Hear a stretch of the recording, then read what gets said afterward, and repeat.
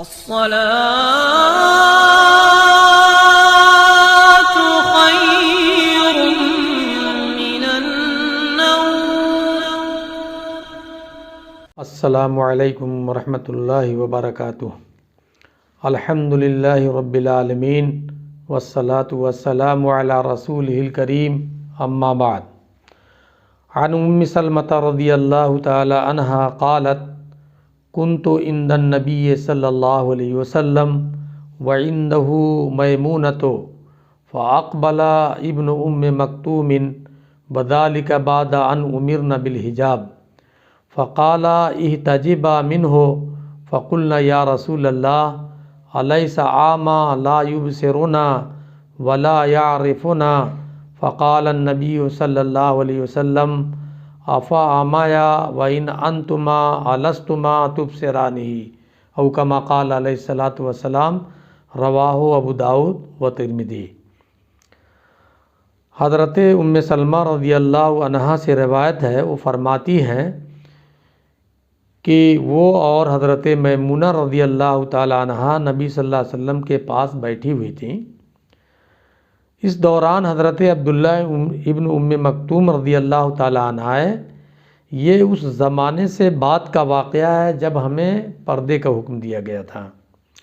نبی صلی اللہ علیہ وسلم نے ان دونوں بیویوں سے فرمایا کہ تم ان سے پردہ کرو.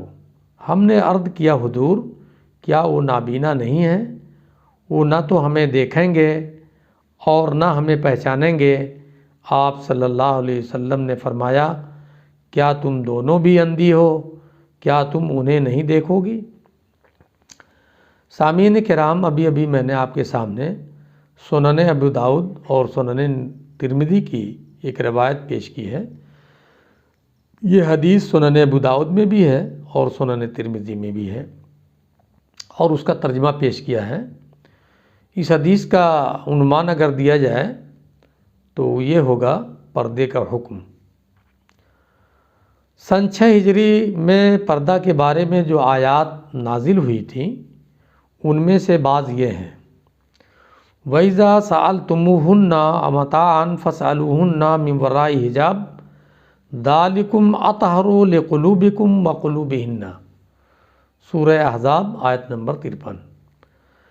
نبی صلی اللہ علیہ وسلم کی بیویوں سے جب تمہیں کچھ مانگنا ہو تو پردے کے پیچھے سے مانگا کرو، یہ تمہارے اور ان کے دلوں کی پاکیزگی کے لیے زیادہ مناسب طریقہ ہے.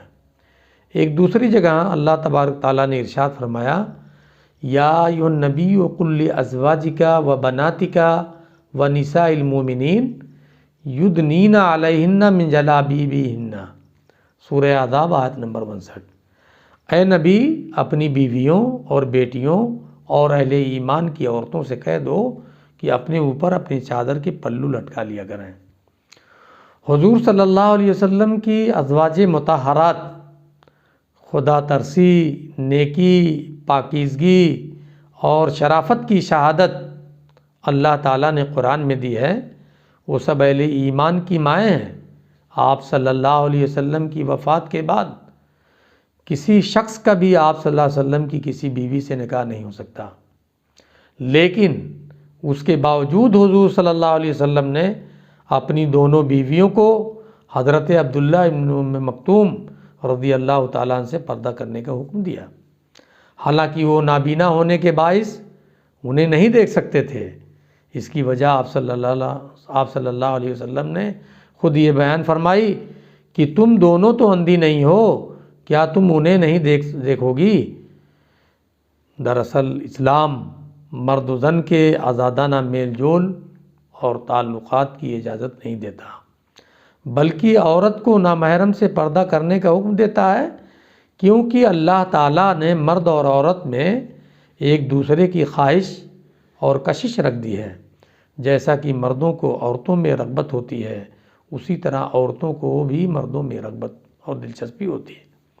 حضرت عبداللہ ابن مکتوم رضی اللہ تعالیٰ عنہ کی حضور صلی اللہ علیہ وسلم کی پہلی بیوی حضرت خدیجہ رضی اللہ تعالیٰ عنہ کے ماموزاد بھائی تھے.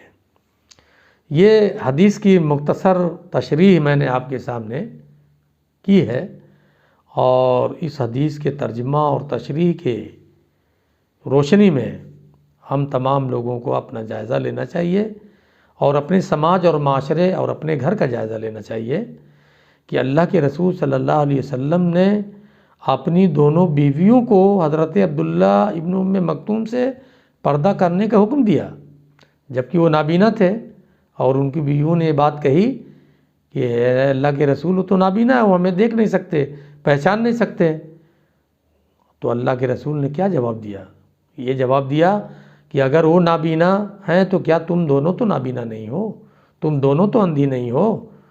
وہ نہیں دیکھ سکتے تو تم تو دیکھ سکتی ہو۔ اس کا مطلب یہ ہوا کہ چاہے مرد نابینا ہو یا عورت نابینا ہو، تو مرد اگر بینا ہے، دیکھنے والا ہے، تو نابینا عورت پر بھی نظر نہیں ڈالے گا، اور اگر مرد نابینا ہے تو عورت بھی اس نابینا مرد پر نگاہ نہیں ڈالے گی۔ پردہ کرنے کا حکم دیا ہے۔ اس حدیث سے یہ بات معلوم ہوتی ہے۔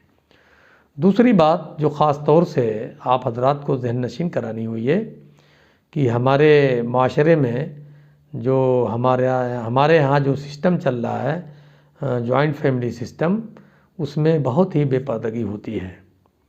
بہت سے غیر محرم جن سے پردہ کرنا چاہیے ہم پردہ نہیں کر پاتے، ہماری عورتیں نہیں کر پاتی یا ہمارے مرد نہیں کر پاتے، حالانکہ اس کا اہتمام ہونا چاہیے۔ اگرچہ ایک ساتھ سب لوگ رہتے ہیں لیکن پردے کا اہتمام ہونا چاہیے۔ اور بہت سے گھر ایسے ہیں جو صاحب ثروت ہیں، مالدار ہیں، معزز ہیں، اور سماج میں ان کا ایک وقار ہے، ان کی ایک حیثیت ہے۔ ان کے گھروں کو بھی دیکھیے کہ جہاں ان کے خادم ہوتے ہیں، کھانا پکانے والے اور بہت سے کام کرنے والے ہوتے ہیں، وہ بلا جھجک ان کے گھروں میں آتے جاتے ہیں، بے پردہ آنا جانا رہتا ہے، اور ان کی عورتیں ان کے سامنے بے پردہ ہوتی ہیں۔ وہ بھی ان کو دیکھتے ہیں اور عورتیں بھی ان کو دیکھتی ہیں، جبکہ ایسا نہیں ہونا چاہیے۔ اس سے سماج میں برائیاں پیدا ہوتی ہیں۔ اللہ کے رسول صلی اللہ علیہ وسلم نے جو پردہ کرنے کا حکم دیا اور قرآن مجید کی آیات سے جو پردہ کرنے کا حکم معلوم ہوتا ہے، تو اس میں حکمت یہ ہے تاکہ برائیاں وجود میں نہ آئیں۔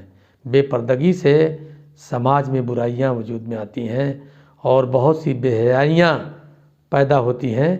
اسی بے حیائیوں کو، برائیوں کو ختم کرنے کے لیے شریعت کا یہ خاص حکم اللہ کی طرف سے نازل ہوا کہ عورتیں اور مرد دونوں ایک دوسرے سے پردہ کریں اگر وہ غیر محرم ہوں۔